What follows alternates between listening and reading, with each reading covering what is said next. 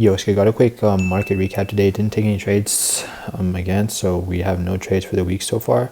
So nothing really to really recap about. It's just I haven't uploaded a bit. I try to upload a video every day, and I didn't do one yesterday either because nothing happened yesterday. So I guess we're doing this now. So GBP/USD 4 hours bearish going into market open, closing below this low. So I was looking for potential selling opportunities as we did not close above this high. So now going on to the 30-minute market opens, we open right by the London lows. So I'm looking for London highs to get taken and then to go down to the London lows. However, today there was quite a bit of news. So bro, this is low-key kind of cool, bro. But what was I saying? So there was news today, non-farm employment change. So I'm not really trying to trade during that.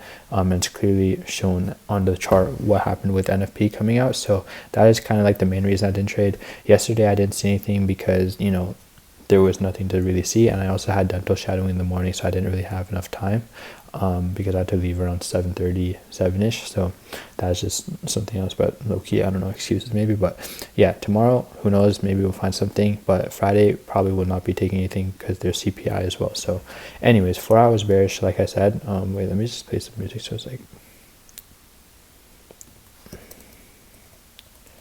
so wait, so what I was saying, so 4 hours bearish, where's the OBS?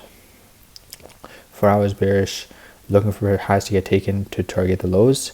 But you know, today was NFP, so I wasn't really looking to trade. And clearly this is kind of why I didn't want to trade. Not kind of why, this is like genuinely why I didn't want to take anything, is because, you know, if we're bearish, we want to see highs to get taken and then target the lows, right? You could see that, like, yo, we went out and targeted the lows, the Asian lows and the London lows were taken. However, like, you know, there's no real motive for the trade. Like, why would I enter like right before a major news event? Even after it was quite a bit of consolidation, we didn't really have a proper direction to go, because, you know, I feel like news made most of that move like happen. So that's kind of why I didn't, like, not kind of, that is why I didn't trade GBP/USD or any pair today, was just because of NFP coming up. Because ideally I want to see the London high get taken and then come down to the London low, but you know, we never end up taking out the London high, so there's nothing to take. EUR/USD, very similar, not very similar, just like the exact same thing. 4 hours bearish going into market open. 30-minute we had London highs and London lows, and then we had Asian lows as well. So, you know, in this case we do open, we don't have a newly formed London low on the 30-minute for EUR/USD, so we just purely based off the Asian lows. So we opened right by the Asian lows, but we never ended up going up into the London highs or taking out any high in that matter. So that's why I also didn't take anything. News came out, genuine Drake candle to the downside.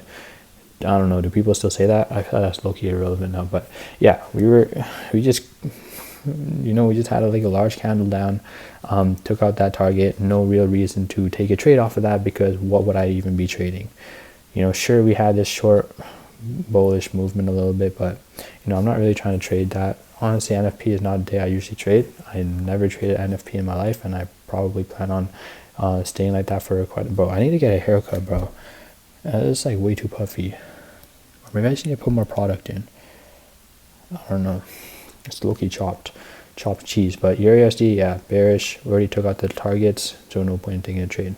GBP/JPY, this had some potential. 4 hour was bearish. You know, I always say this has some potential, but never end up taking anything, because I feel like maybe I'm a bit too picky about what I want to do. Because otherwise, I feel like if I'm too picky, then I should be risking more. But you know, maybe that's something I should be doing. Why is there 2 holes on this?